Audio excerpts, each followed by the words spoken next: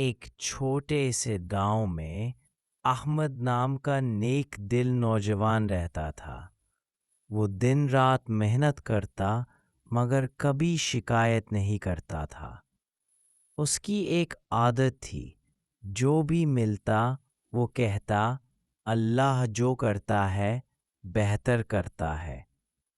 ایک دن اس کے کھیت میں بارش نہ ہونے کی وجہ سے فصل سوکھ گئی۔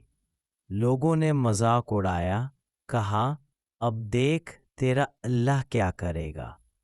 احمد نے مسکرا کر کہا میرا رب کبھی بندے کو اکیلا نہیں چھوڑتا۔ چند دن بعد قریبی گاؤں میں شدید طوفان آیا اور سب کی فصلیں تباہ ہو گئیں سوائے احمد کے کھیت کے، کیونکہ وہاں کھیتی تھوڑی دیر سے ہوئی تھی اور وہ طوفان کے بعد بچ گئی۔ لوگ حیران ہو گئے۔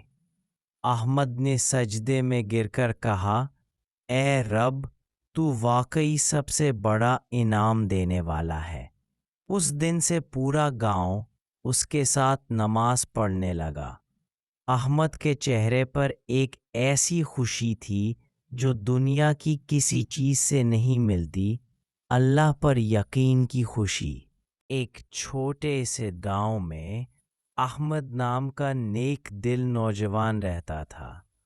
وہ دن رات محنت کرتا مگر کبھی شکایت نہیں کرتا تھا۔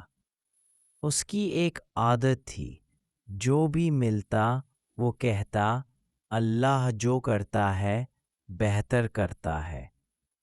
ایک دن اس کے کھیت میں بارش نہ ہونے کی وجہ سے فصل سوکھ گئی۔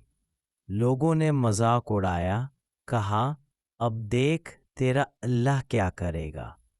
احمد نے مسکرا کر کہا میرا رب کبھی بندے کو اکیلا نہیں چھوڑتا۔